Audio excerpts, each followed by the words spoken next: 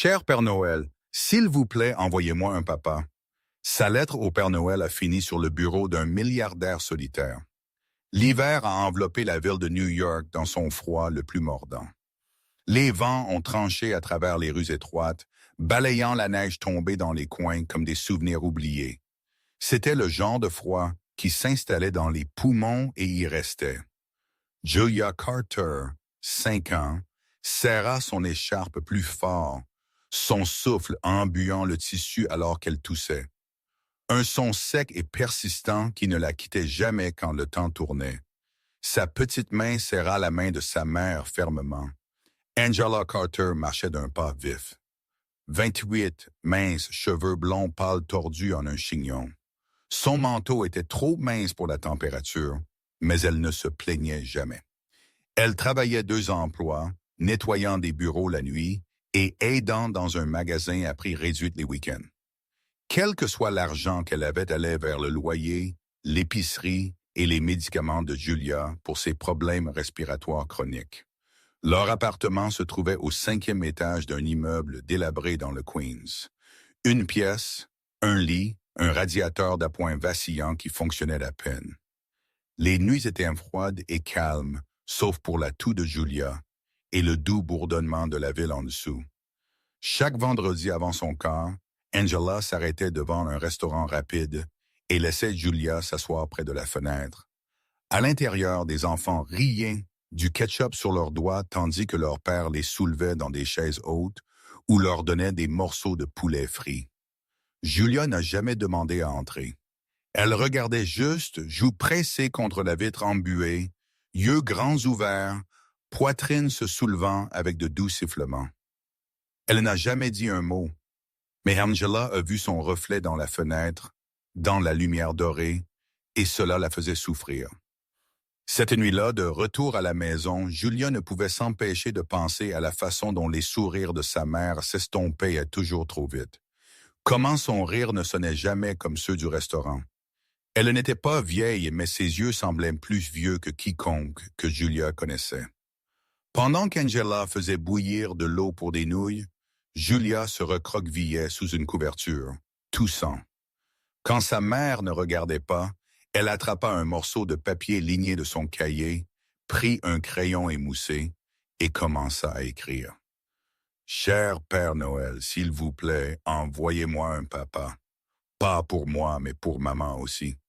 Je pense qu'elle est seule. Amour, Julia Carter.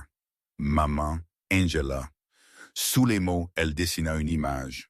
3 personnes, grand homme, femme souriante avec un chignon et une fille aux cheveux bouclés au milieu. Ils se tenaient tous la main, riant tous. Elle plia la lettre soigneusement, la glissa dans son sac à dos et attendit le bon moment pour l'envoyer. Le lendemain, Angela emmena Julia faire les courses. Le ciel était toujours gris, le vent plus rude. Julia toussa presque tout le long du chemin. Angela n'eut pas d'autre choix que de l'amener. La garde d'enfants était trop chère et le voisin qui aidait parfois était hors de la ville. Au magasin, alors qu'Angela comptait la monnaie à la case, Julia le repéra dehors.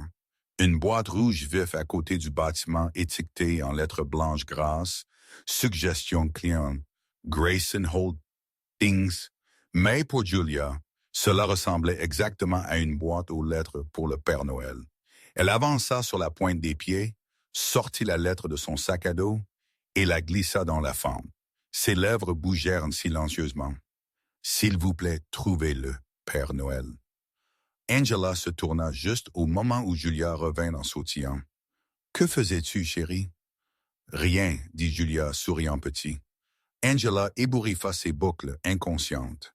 Elle ne vit pas la lettre disparaître à l'intérieur d'une boîte qui n'était pas magique, mais deviendrait bientôt partie de quelque chose de proche. Lundi matin, dernier étage de Grayson Holdings. Le PDG, Kevin Grayson, passa au crible une pile de retours clients imprimés laissés par son assistant 34. Costume impeccable, brillant, émotionnellement distant, il examina les notes avec une concentration mécanique. La plupart étaient les mêmes. Plaintes, demandes, plaintes encore. Puis, entre 2 formulaires, un morceau de papier de cahier tomba en flottant, non officiel, enfantin. Il fronça les sourcils, l'ouvrit.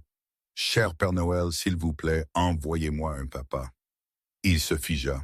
« Amour Julia Carter, Maman Angela.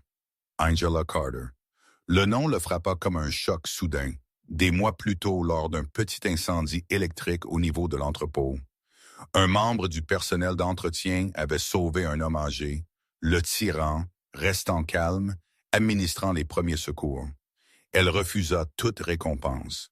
Il se souvenait d'être descendu lui-même. La vie. Cendre sur sa joue, mains brûlées, cheveux blonds tirés en arrière, yeux calmes. Angela Carter. Maintenant, son enfant avait écrit au Père Noël. Pas pour des jouets, mais pour un père, pour sa mère.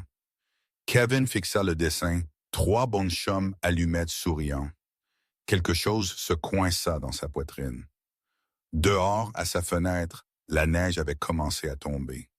Douce, lente, il tint la lettre. Il ne sourit pas, ne parla pas, mais il ne la posa pas non plus. Et pour la première fois depuis des années, quelque chose en lui murmura « N'ignore pas ceci ». Le bureau était calme, le soleil du début de l'hiver perçant à peine à travers les hautes fenêtres invers du siège de Grayson Holdings. Kevin Grayson était assis à son bureau, passant au crible la collection hebdomadaire de soumissions de la boîte à suggestions. La plupart étaient tapées, agrafées et organisées en piles soignées par son assistant. Il les lisait avec la même concentration détachée qu'il appliquait à chaque tâche, efficace, sans émotion, meilleur éclairage dans la salle de pause des employés.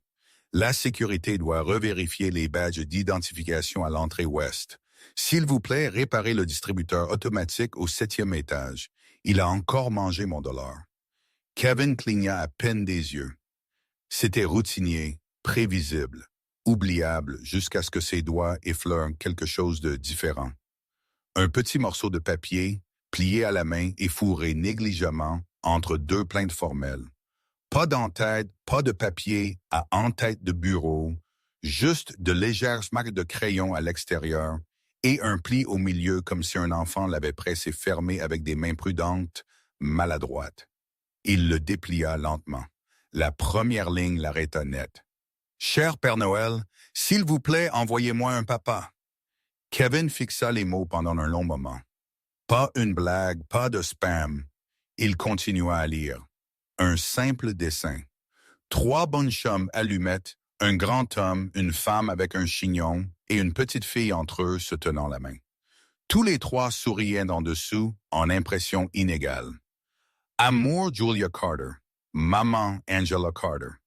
Kevin se figea. Il ne reconnut pas le dessin, mais le nom Angela Carter. Le nom qui était resté dans sa mémoire depuis ce jour dans l'entrepôt 3 mois plus tôt. Il y avait eu un petit incendie électrique, confusion de fumée. Un des travailleurs d'entretien senior s'est effondré suite à une légère inhalation de fumée. Et tandis que l'équipe d'urgence n'était pas encore arrivée, quelqu'un avait déjà agi. Pas un manager, pas un responsable de la sécurité, un concierge. Il était arrivé sur les lieux quelques instants plus tard, selon le protocole, et l'avait vu agenouillé à côté de l'homme, cheveux blonds détachés de sa pince, manches retroussées, voix calme alors qu'elle soutenait sa respiration, et avait enveloppé ses épaules dans son propre manteau. Sa main était légèrement brûlée. Il se souvint avoir proposé d'appeler l'assistance médicale. Elle refusa. « Je vais bien », avait-elle dit. « C'est juste quelque chose que n'importe qui ferait. » Mais ce n'était pas quelque chose que n'importe qui ferait. Elle était retournée au nettoyage, ignorant la suie sur ses mains. Discrète, sans prétention. Ce fut le moment où il se souvint de son nom. Non pas parce qu'elle avait besoin de reconnaissance, mais parce qu'il ne pouvait pas se défaire de la façon dont elle lui rappelait quelqu'un d'autre. Sa mère, une femme qui avait récuré des sols, travaillé des quarts de nuit, l'avait élevée seule et qui s'était effondrée un jour sans personne pour l'aider.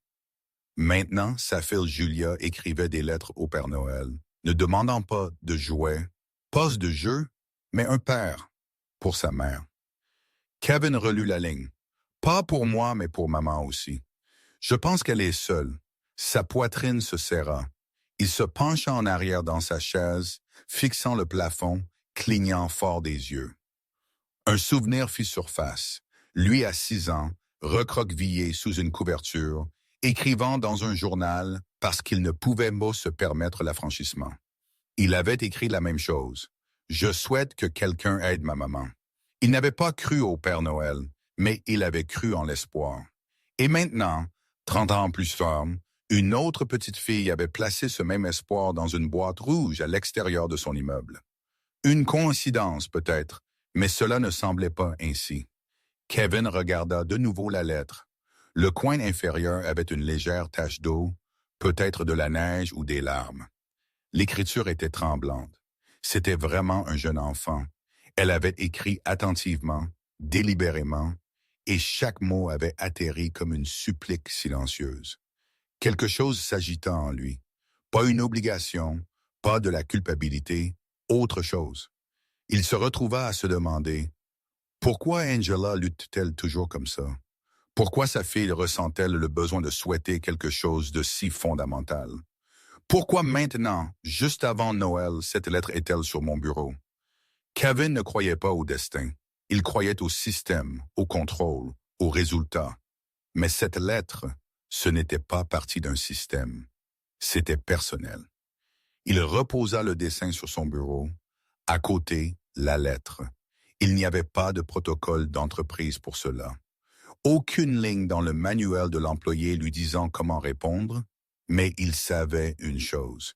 Il ne pouvait pas l'ignorer. Kevin regarda le ciel enneigé pendant longtemps. Puis il dit à voix basse, comme si les mots le surprenaient même lui. « Julia Carter, Angela Carter, je dois en savoir plus. Pas par pitié, pas parce qu'il se sentait responsable, mais parce qu'après toutes ces années, son cœur, longtemps gelé, venait de bouger. Les jours d'Angela Carter se confondaient comme le ciel gris d'hiver au-dessus de New York, monotone, lourd et inflexible. Son quart de travail chez Grayson Holdings commençait en fin d'après-midi et se terminait bien après minuit. Après avoir pointé, elle se déplaçait à l'entrepôt où elle gérait l'inventaire jusqu'à 2 heures du matin. Elle parlait à peine, elle dormait à peine, mais elle souriait toujours quand elle rentrait à la maison. Sa fille, Julia, attendait sur le canapé, enveloppée dans une couverture, son petit corps recroquevillé serré contre le froid. Alors qu'Angela enlevait ses chaussures, elle toussa doucement d'abord, puis, par courtes quintes qui la firent s'appuyer contre le mur pour stabiliser sa respiration, Julia s'approcha, se frottant les yeux. « Maman, je suis déjà grande. Tu n'as pas à travailler autant. » Angela s'agenouilla, brossant une boucle de la joue de Julia. « Je vais bien, bébé. Nous allons bien. » Mais la chaleur dans sa voix ne pouvait cacher la fatigue dans ses yeux. Au travail, Angela se déplaçait comme une ombre, efficace, invisible, oubliable. Elle saluait les gens poliment, mais ne s'attardait jamais. Elle se porta volontaire pour des corps supplémentaires, resta silencieuse quand d'autres se plaignaient. « Elle est gentille », a dit quelqu'un un jour, mais c'est comme si elle portait un monde entier que nous ne pouvons pas voir. Angela ne se souciait pas d'être invisible jusqu'à ce qu'un petit moment la fit saine. Ce jour-là, la cafétéria était calme quand Angela a pris son dîner. Un plateau de soupe et de pain. Alors qu'elle se tournait vers une table, une autre quinte de tout frappa. Ses mains tremblèrent et le plateau glissa, s'écrasant bruyamment sur le sol. La pièce devint immobile. Quelques stagiaires à proximité échangèrent des regards, certains riant doucement. Angela ne dit rien. Elle tomba à genoux, ramassant le désordre avec des mains tremblantes. Kevin Grayson passa. Il s'arrêta. Il ne parla pas, n'aida pas, mais ses yeux s'attardèrent un battement plus longtemps que d'habitude. Plus tard cette semaine-là, leurs mondes se touchèrent doucement de nouveau. Julia avait toussé toute la nuit. Elle avait une légère fièvre et la garderie n'était pas une option. Sans personne pour aider, Angela l'amena au travail, demandant la permission à Julia de rester dans la salle de pause près de l'entrepôt. Elle l'enveloppa dans une écharpe, lui donna des crayons et du papier. Julia promit d'être calme. Kevin marchait à travers le sous-sol lors de son inspection de fin de semaine, quand il remarqua une petite silhouette assise seule. Une petite fille aux boucles brunes dessinant sur ses genoux, une épaisse écharpe enroulée autour de son cou. Elle toussa dans sa manche, les yeux concentrés. Il ralentit ses pas. La fille leva les yeux et offrit un « Salut, monsieur », poli et rauque. Il cligna des yeux, surpris. Il s'assit sur le banc en face d'elle. « Quel est ton nom? » demanda-t-il. « Julia Carter. » Le monde s'inclina juste légèrement. Son regard tomba sur elle, dessinant 3 figures. Une petite au milieu, souriante. « Que dessines-tu? »« Moi et maman et quelqu'un d'autre. Je ne le connais pas encore, mais maman a besoin de lui aussi. » Kevin ne put répondre. Pouvait à peine respirer. Angela apparut essoufflée. « Je suis tellement désolé, Monsieur Grayson. Je vais la sortir. » Kevin se tint calme. « C'est bon. Laissez-la se reposer. Les enfants attrapent froid plus facilement que nous. » Angela hésita, puis hocha la tête, guidant la main de Julia vers les crayons. Kevin s'éloigna, mais quelque chose en lui resta derrière. De retour à son bureau, il ouvrit de nouveau la lettre de Julia. Avant, c'était doux. Maintenant, c'était réel. Il déplia le dessin à l'intérieur. Il correspondait à celui qu'elle avait esquissé. Même 3 bonnes chums allumettes, même chaleur, même désir, plus de devinettes. Il savait qui elle était et qui était sa mère. Et il savait tranquillement qu'il ne pouvait pas s'éloigner. Il n'observait plus à distance. Il était entré doucement, inopinément, dans leur histoire, non par pitié, mais parce que quelque chose en lui avait finalement répondu à un appel qu'il avait enterré pendant des années. Kevin Grayson n'était plus le même après avoir rencontré Julia Carter. Il ne dit à personne, il ne changea aucune routine, mais quelque chose en lui avait changé. Discrètement, avec insistance, il pouvait toujours entendre sa voix dans sa tête. « Ma maman a besoin de lui aussi. » Depuis ce jour, il avait commencé à remarquer des choses qu'il n'avait jamais remarquées auparavant. Le salon du personnel pour les concierges du soir, trop froid, trop sombre. Il fit vérifier les unités de chauffage par les installations et approuva discrètement une petite augmentation de budget pour de meilleures couvertures et des fournitures de base. Personne ne savait que la note post-it au dos du thermostat. « Il y a un enfant ici parfois. S'il vous plaît, ne le laissez pas tomber en dessous de 75 degrés F » avait été écrite par le PDG lui-même. L'étape suivante vint plus délibérément. Ce samedi-là, l'entreprise organisa son initiative week-end pour la chaleur. Des bénévoles distribuant des repas aux sans-abri du centre-ville. Habituellement, les cadres intermédiaires et les stagiaires en marketing s'inscrivaient, espérant marquer des points auprès des RH. Mais cette année, Kevin fit une demande personnelle à une employée. « Angela Carter, vous avez une formation médicale, dit-il simplement. Et vous restez calme dans les urgences. Je veux des gens comme vous là-bas, pas juste des séances photos. » Angela cligna des yeux, surprise mais hocha la tête. Ce matin-là, elle arriva avec Julia émitouflée à ses côtés. La petite fille tenait fermement la main de sa mère, une légère toux persistant encore. Kevin les rencontra à l'extérieur de la camionnette. Sa voix était basse, son regard gentil. « Bonjour, Julia. » Julia fit un signe de la main timide. « Salut de nouveau. » Angela sourit poliment, incertaine de ce qu'il fallait en penser. Tandis que les bénévoles distribuaient des repas et des couvertures, Kevin regardait la mère et la fille. Angela se déplaçait avec une confiance tranquille. Julia aida aussi, distribuant des bouteilles d'eau avec une concentration tranquille. À mi-chemin de la matinée, Julia commença à tousser de nouveau, enroulant ses bras autour d'elle-même. Kevin enleva sans un mot son écharpe en laine sombre et l'enroula doucement autour de son cou. « Celle-ci est meilleure que le coton. Garde le derrière de votre cou au chaud. » Angela bougea pour objecter. « Elle va bien? » « Nous? » Kevin fit un petit hochement de tête. J'ai eu la même toux toute mon enfance. Croyez-moi. Les yeux d'Angela rencontrèrent les siens. Quelque chose d'incertain vacilla sur son visage. Puis elle dit simplement « Merci ».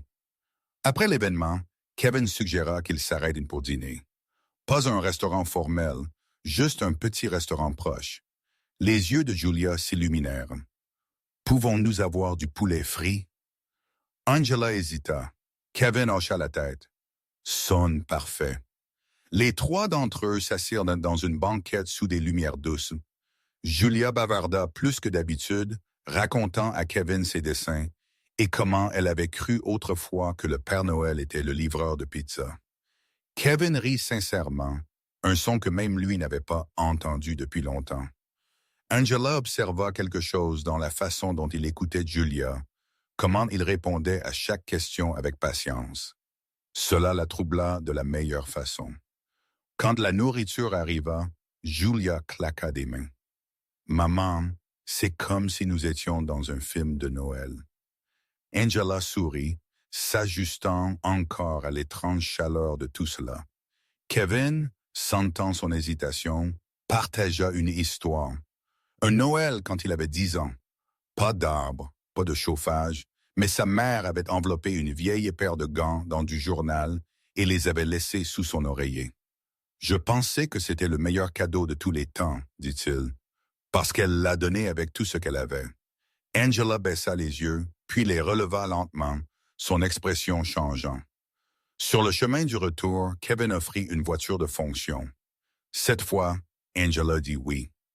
Alors qu'ils atteignaient son immeuble, Kevin sortit et s'accroupit au niveau de Julia. « Si le Père Noël existe vraiment, demanda-t-il doucement, et il a envoyé ton souhait à quelqu'un, penses-tu qu'il a choisi la bonne personne? » Julia l'étudia, puis sourit, large, pure. « Je pense que peut-être il l'a fait. » Elle tendit la main et le serra dans ses bras sans hésitation. Angela resta immobile, le cœur serré dans sa gorge. Elle ne parla pas, mais quelque chose dans ses yeux répondit à la question qu'il n'avait pas osé poser. Julia avait commencé à voir Kevin comme quelque chose de sûr, quelque chose de stable, et en faisant cela, elle ouvrit tranquillement la porte au cœur de sa mère et au sien. Angela avait toujours tracé des lignes prudentes entre elle et le monde autour d'elle. Elle devait. La distance était plus sûre, mais dernièrement, quelque chose avait commencé à changer. Quelque chose de petit, mais impossible à ignorer. Julia parlait de M. Kevin comme les enfants parlaient des personnages de contes de fées, comme s'il appartenait d'une certaine manière à leur monde. Elle l'évoquait avec une innocence qui rendait Angela méfiante.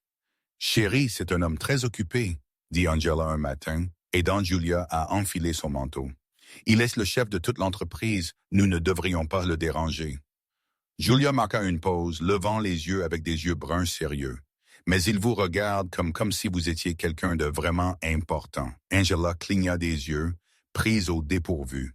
Elle n'eut aucune réponse. Personne ne l'avait regardée ainsi depuis des années.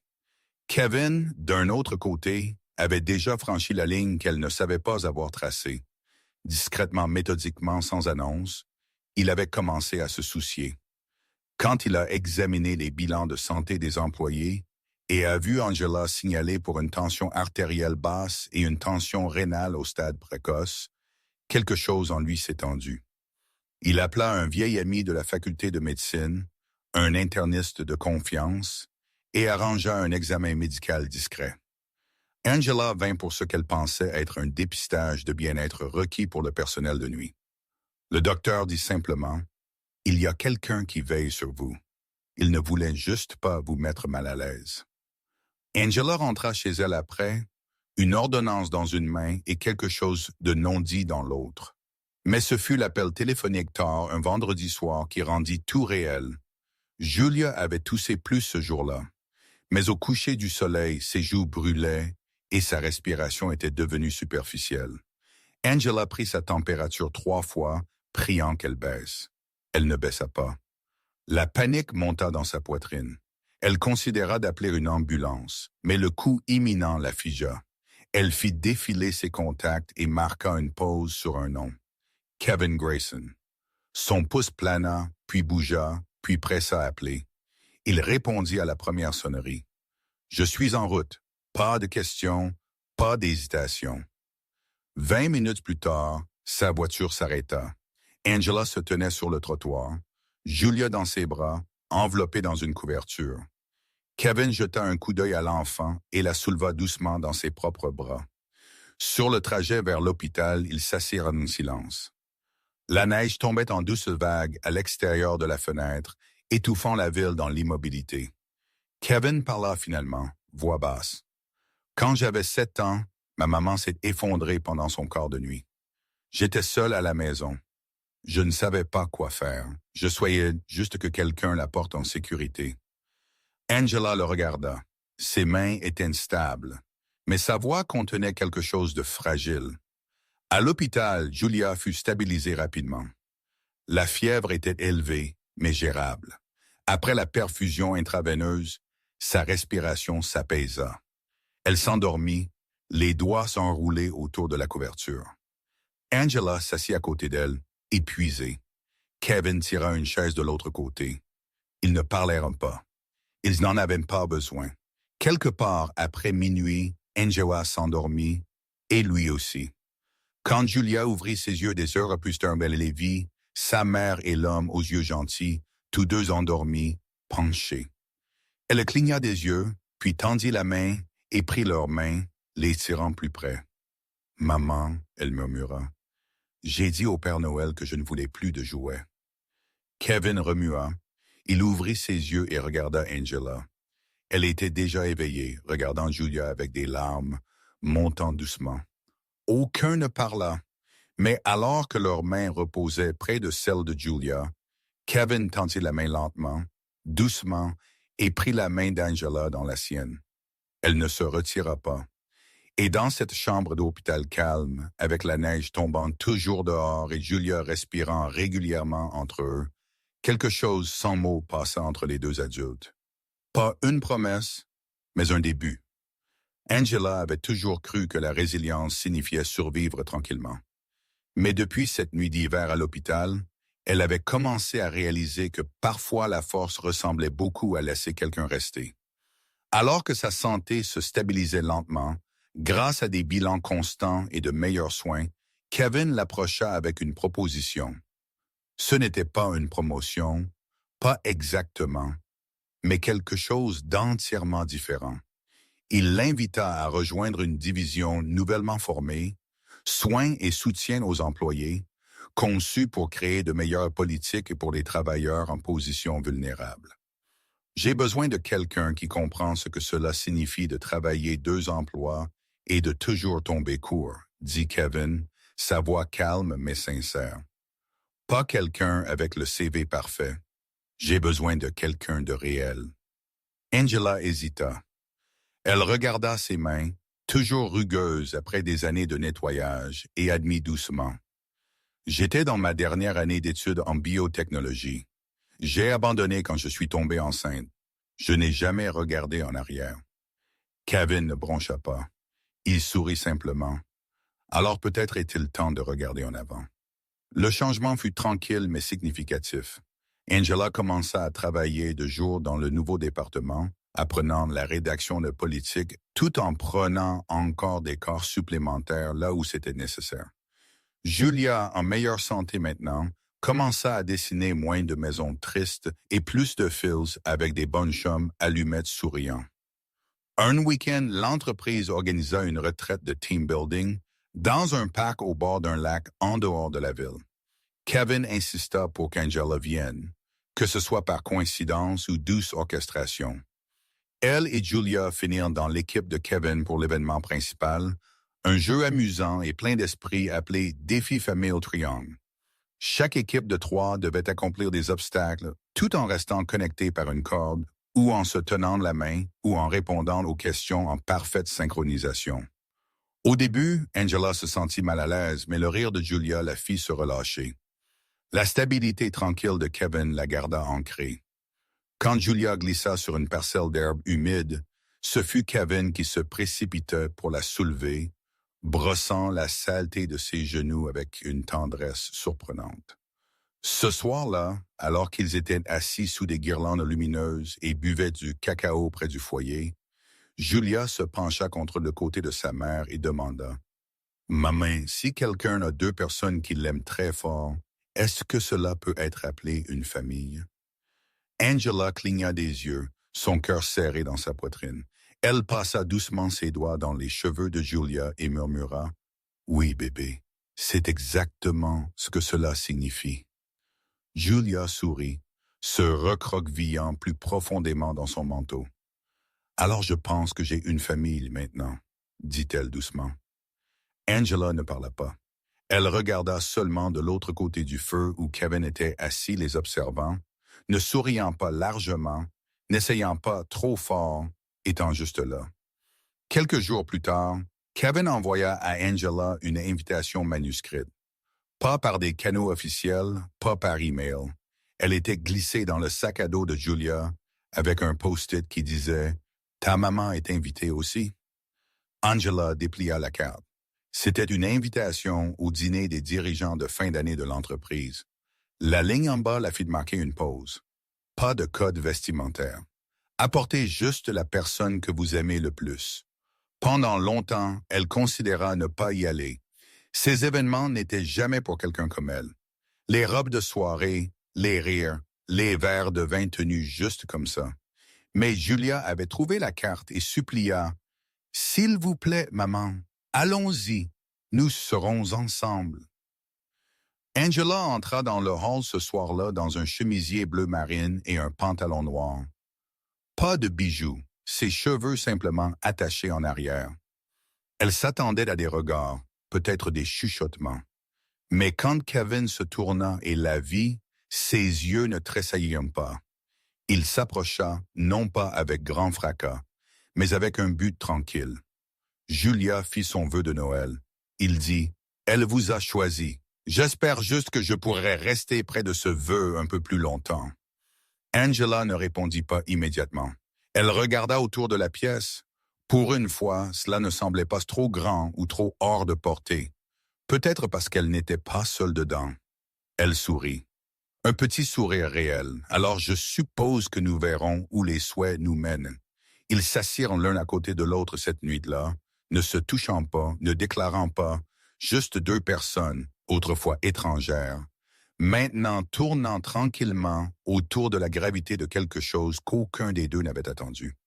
Et quelque part à travers la pièce, Julia les regarda et rayonna. La veille de Noël arriva sous une légère couche de neige fraîche. Des lumières drapaient les balcons et les devantures, jetant une douce lueur sur la ville. À l'intérieur de leur modeste appartement, Julia était assise au bord du lit, une couverture autour de ses épaules et une légère rougeur sur ses joues. Angela toucha son front, toujours chaud mais gérable. « Tu devrais te reposer, chérie, dit-elle.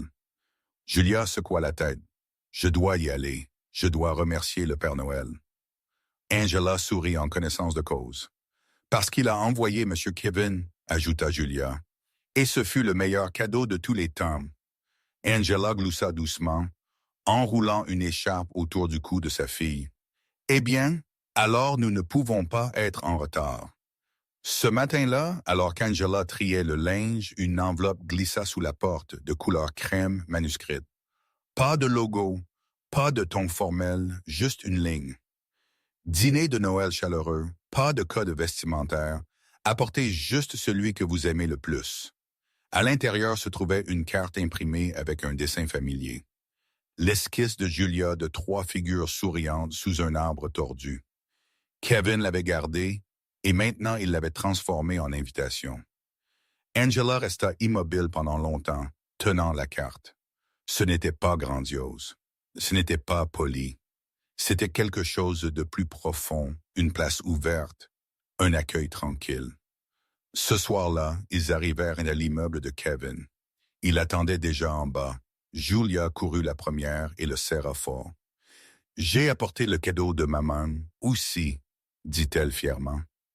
Kevin se pencha. « Alors je suppose que j'ai 2 cadeaux ce soir, » Angela rit. Un son doux, sincère qui se sentait inconnu sur ses lèvres. À l'étage, l'appartement était simple mais chaleureux. Un petit sapin de Noël clignotait doucement dans le coin. Le dîner était déjà servi. Pâtes, salade et des sablés légèrement brûlés que Julia avait aidé à cuire. Kevin en mordit un et sourit. Goûte exactement comme ceux que ma maman brûlait exprès. Disait que ça rendait les bords croustillants. Angela leva un sourcil. Le faisait-il? Il sourit largement. Pas du tout. Elle le regarda tranquillement un instant, puis doucement. Vous ne parlez pas beaucoup d'elle. Vous la manquez? Il baissa les yeux. Pas d'un coup. Tout le temps, surtout ce soir. Angela n'en demanda pas plus. Son silence fut suffisant. Une sorte de compréhension passa entre eux. Après le dîner, Kevin marcha avec Julia jusqu'à l'arbre. Elle s'assit en tailleur sur le sol, fouillant dans sa poche. « J'ai une chose de plus », elle murmura. Elle sortit un morceau de papier plié et le lui tendit. « Cher Père Noël, je pense que j'ai déjà eu mon cadeau tôt. Mais si c'est bon, puis-je le garder pour toujours? » « Amour, Julia !» Kevin le lut lentement, sa gorge se serrant. Il regarda Julia puis la tira doucement dans une étreinte.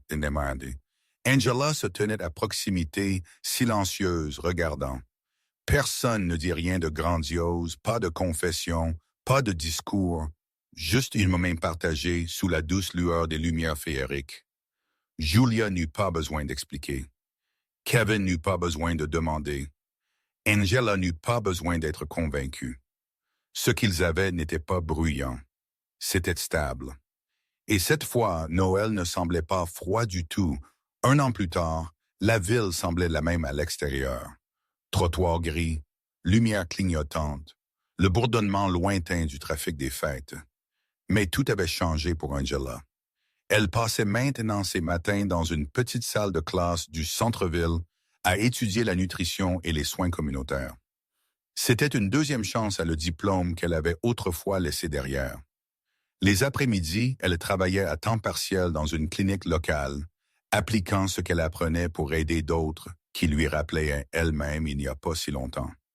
Julia, maintenant 6 ans, avait grandi plus forte. Sa condition respiratoire était toujours surveillée de près, mais avec des soins appropriés, et la douce persistance du spécialiste pédiatrique que Kevin avait discrètement arrangé. Elle n'avait pas eu d'épisode sérieux depuis des mois. La vie était encore dure parfois, mais ce n'était plus solitaire. Kevin avait démissionné de son poste de PDG de Grayson Holdings. Les costumes, les réunions du conseil, les mémos stratégiques sans fin, tout cela avait commencé à sembler distant, non pertinent. Au lieu de cela, il était devenu le conseiller senior d'une fondation qu'il avait aidé à démarrer, Hands First, une organisation à but non lucratif dédiée à aider les mères célibataires à retourner à l'école, à reconstruire des carrières et à relancer des rêves. Angela avait été une des premières à écrire une proposition complète pour une nouvelle bourse sous le nom de la fondation. Elle était intitulée « La bourse de la mère ». Elle n'était plus quelqu'un ayant besoin d'aide. Elle faisait partie du changement. Alors que l'année touchait à sa fin, Grayson Holdings organisa sa gala de reconnaissance annuelle. Un événement autrefois dominé par les dirigeants et les actionnaires, maintenant transformé en une célébration de l'impact. Angela se tenait sur la scène principale sous des lumières douces devant des centaines. Elle portait une robe bleu marine unie. Pas de marque de créateur, pas de bijoux, juste une confiance tranquille qui n'était pas là il y a un an. Quand j'étais plus jeune, commença-t-elle, sa voix stable. Je pensais que demander de l'aide était une faiblesse. Je pensais que la force signifiait tout faire seul. Elle jeta un coup d'œil vers la première rangée. Kevin était assis à côté de Julia, qui balançait ses pieds sous sa chaise. Mais j'ai appris, continua-t-elle, que laisser quelqu'un entrer, leur donner de l'espace dans votre vie, peut vous rendre tous les deux plus forts. Les applaudissements qui suivirent remplirent de la pièce. Kevin n'applaudit pas tout de suite. Il la regarda juste comme s'il mémorisait le moment. Plus tard ce soir-là, les 3 d'entre eux marchèrent sous les lumières tendues au-dessus de la 5e avenue. Julia courut en avant, gloussant, se faufilant entre des flaques de neige fondue. Angela et Kevin marchèrent tranquillement derrière elle, leurs pas en synchronisation, leurs mains se frôlant occasionnellement, mais ne se rencontrant pas tout à fait. Angela le regarda de côté. « Si un jour, dit-elle lentement, je n'ai plus besoin d'aide, resteriez-vous toujours? » Kevin s'arrêta, se tournant pour lui faire face. Sans hésitation, il tendit la main et prit la sienne. « Je resterai, dit-il doucement. Pas parce que vous avez besoin de moi, mais parce que j'ai besoin de vous. » Leurs doigts s'entrelacèrent, fermes, mais doux. Julia se retourna juste à ce moment-là et courut vers eux. Elle jeta ses bras autour de leurs deux jambes, levant les yeux avec son sourire édenté. « Maman, elle demanda, Monsieur Kevin est-il votre petit ami maintenant? » Angela ouvrit la bouche, mais rien ne sortit. Kevin gloussa. Angela le regarda. Ils éclatèrent tous les deux de rire. Ils ne répondirent pas. Ils n'en avaient pas besoin. Leurs mains restèrent jointes, chaudes contre le froid de l'hiver. Et parfois, c'était toute la réponse dont le cœur avait jamais eu besoin. Si cette histoire a touché votre cœur comme elle a touché le nôtre, n'oubliez pas de montrer votre amour. Une seule lettre a changé 3 vies pour toujours. Et parfois, tout ce qu'il faut est un peu d'espoir et beaucoup de cœur. Si vous croyez en la magie tranquille des deuxièmes chances, en l'amour qui grandit de la gentillesse et en les familles construites non seulement par le sang, mais par le choix, alors vous êtes au bon endroit. Abonnez-vous à Histoires émouvantes pour l'âme et appuyez sur ce bouton de battage médiatique pour soutenir plus de belles histoires comme celle-ci. Parce que chaque histoire que nous racontons commence avec quelqu'un